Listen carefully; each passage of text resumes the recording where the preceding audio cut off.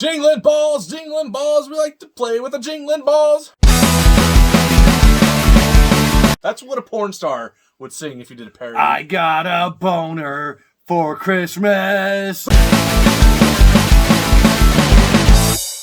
to StoopidMovies, where you watch as you do. Don't have to. And this week, we are continuing our Christmas holiday fun. This one from Scream Team Releasing, called 13 Sleighs Till Christmas. Xmas. 13 Sleighs Till Xmas, however you want to say it. Damn it. Okay, and this is an anthology that has several directors. Two of note that we have done movies in the past. PJ Starks, who did the Volumes of Blood series. And Drew Marvick, who did Pool Party Massacre. And this starred several people, including Drew Marvick, which is awesome. Yeah. And this was 2020? Not rated. Yeah, it's got to be not rated. It is. I see it's right there. It says not rated. Oh, yeah. There's an NR right in front of me. 106 minutes long. Instead of 12 days, we get 13 days to extend and prolong the happy holiday season. What happens when we all meet up at a bar to discuss horror stories on Christmas Eve? 13 Sleighs Till Xmas is yet another Christmas horror anthology. Yep. That's it. All right. Well, we like anthologies that have a plethora of stories. And this one did. What did we like about 13 Sleighs? Unlike others that we've watched, I actually love the wraparound in this one. The wraparound was good. Yeah, that was probably one of my favorites of this thing. I was a little confused by the ending. Okay. I mean, it took me. I had to rewatch it to put it together. What the ending meant. And maybe that's just because I'm stupid. Don't take that against the movie. But I was a little confused by the ending. I was like, well, what did they do to her? And then I was like, oh, okay. Yeah. No, I got it. Speaking of the wraparound, the song that plays when the whole massacre happens, I loved it. Yeah, it was cool. I don't know why. Yeah. It's just not what you would expect. It's like a happy, peppy song. It was just amusing, and I got a big kick out of that. Yeah. It was shot really well. Very well. Yeah. Just felt like they had some money. Mm-hmm. I mean, maybe not a ton of money, but some money. So they made this all through the pandemic, basically, which is pretty impressive, really, when you think about it. Yes, so it's shot really well. Yeah, it was shot well. It sounded good. Technically, everything was good. The lighting was good. It was from a technical point of view, everything was good. Yeah, it was well done. A lot of good cam work. These guys know what they're doing, and it shows. Obviously, PJ Starks, he's the creator of this. He knows what he's doing. He loves horror, and all that stuff, which is great. And Drew Marvick, I mean, we've never been disappointed by anything he's done. Yeah. And some of the other, I mean, those are the two that are, popping up because they're the ones whose balls we lick the most. But there are other really fantastic directors in here, too. It's not just those two. There's a variety of stories throughout this, which I thought was neat. It's not all just your standard stuff every time. Yeah. And, pretty well done stories, too. I mean, it's like any anthology. Some are significantly better and more fun than others, and some are just kind of, okay, forgettable. There's some really good gore in this, especially towards the end. Yeah. And some of the stories, which is awesome. Yeah. It looked pretty good for what it is, all practical, and I appreciate that. I liked, there was one story that was a cool twist on It's a Wonderful Life. Yeah. And I did really like that. That was cool. The Christmas to Dismember story. Mm-hmm. The score on that one was awesome, which is from Rocky Gray, who does a lot of indie horror scores. 1031, all those. Yeah. Loved it. Absolutely loved it. I love the Christmas tree attack story, which is great. So awesome. I love seeing that. It's great. Adam loves it. He won't admit it, but he loves it. How can you not love it? That's great. Yeah. Humbug. I love that Drew Marvick showed up and played an evil Killer Santa again. I do like Drew Marvick. Yeah. And I love that he knocked off his own kids in that story, which was great. Haven't we all wanted to? Sure. Yeah. Yeah. And I love that his kid was wearing a midnight shirt. I also love that this had zombie reindeer, which is great. And they eat people and all of that. And I love that. That's what I mean. Variety. I love the variety.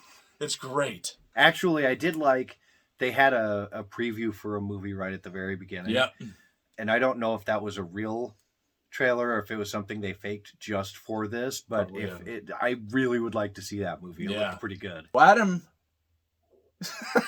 yes. Let's take the next segment here. What do we not like about what this? What do we not like?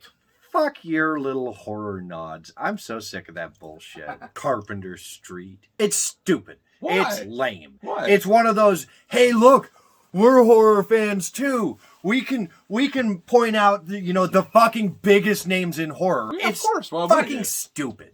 I disagree. To me, that's what people do when they have part of a movie they need to fill with something.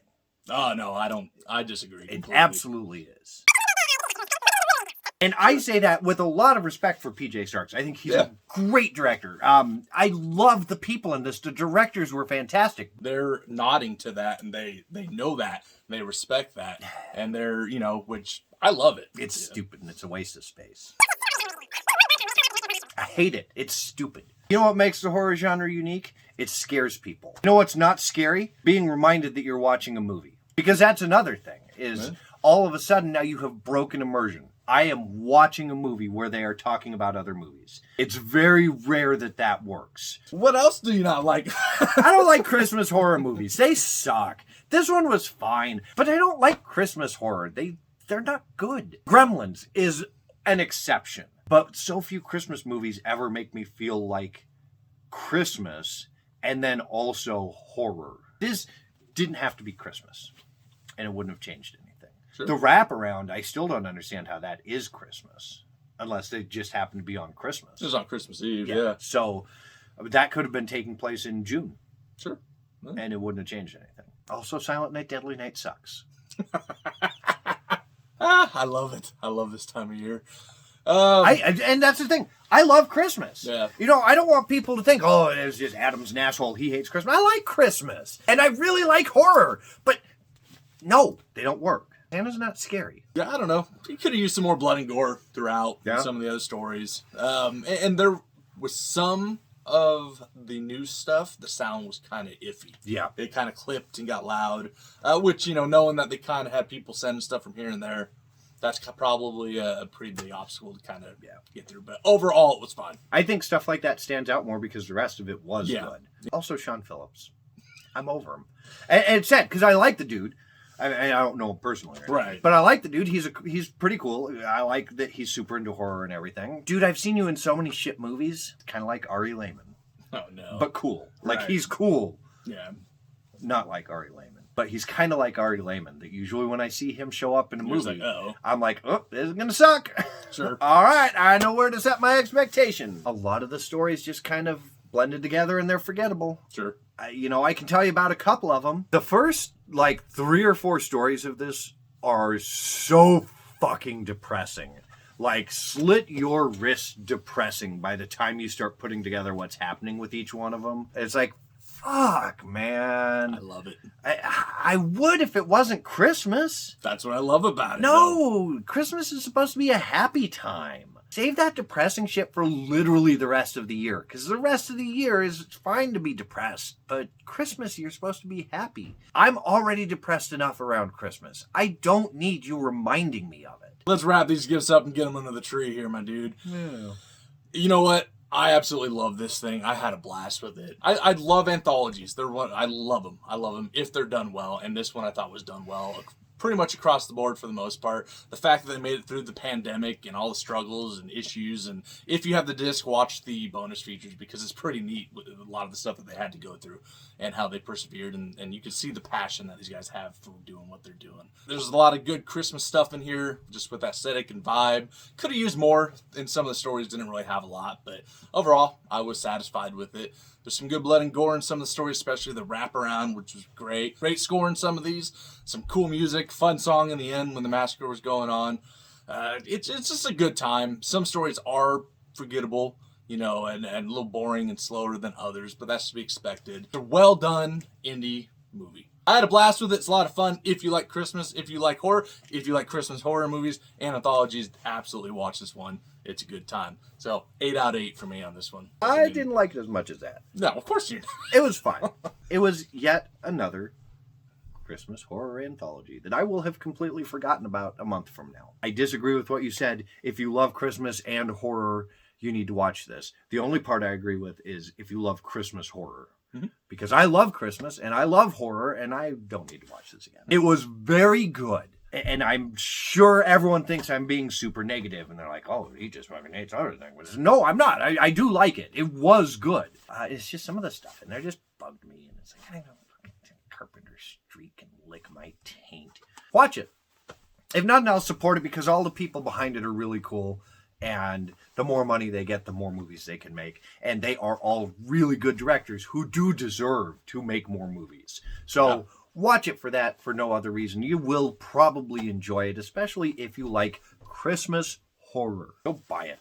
You know, help them out. There's going to be something you probably like in this. There will be something in here you like. There was a lot that I liked about it. So I'm not quite where you're at. I did enjoy it. And man, I hope if the directors watch this, they're going to be like, that Adam is such an asshole. I hope you stayed around long enough to hear me say 7 out of 8. Compared to other Christmas horror movies, this is really, really good. Just not my taste. But I don't want to penalize them because I have weird tastes. Yeah, support indie horror, support these guys because they do a good job. They have the passion, they have all that there, and they know what they're doing, and they do a good job making this stuff, and they're only going to keep getting better. So definitely support them. Have you seen 13 Slaves Till Christmas or Xmas, however you want to look at it? Xmas is what it says on the box. Let us know what your thoughts below. Did you pick it up from Scream Team? Did you contribute? All that fun stuff. Like, subscribe, hit that button. Go watch it. Tell PJ all them that we sent you. Yep.